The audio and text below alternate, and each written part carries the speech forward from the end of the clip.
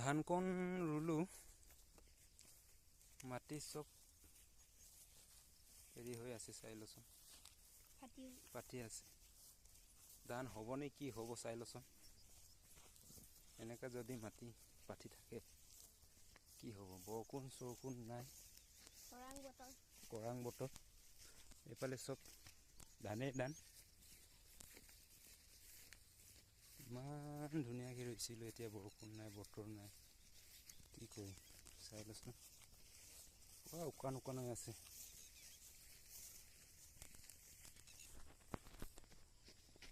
হাল বাই থৈছোঁ মাটি ৰুবৰ কাৰণে। পুৰা শুকাই গ'ল মাটি।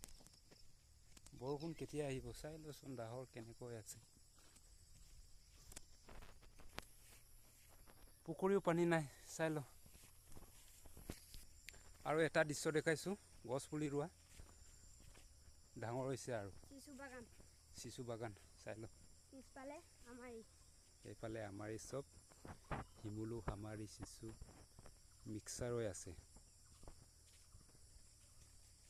আৰু এইফালে চিচু গছ চা কিমান ধুনীয়া হৈ আছে পৰিৱেশ, চাই লচোন। ডাঙৰ হৈছে আৰু মজা মজা চিচু দেই। লাইন লাইনকৈ ৰুই থৈছে আৰু ধুনীয়াকৈ, জেগা বহুত বহল।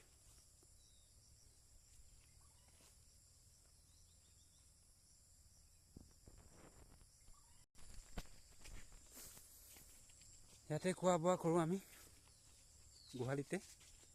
মাছ পালি নে আজিয়ে লোৱা? পালিনে? আচ্ছা। জেগা কঠীয়া তলি, এইফালে কঠীয়াই ৰুব পৰা নাই, কঠীয়া পকি গৈছে আৰু।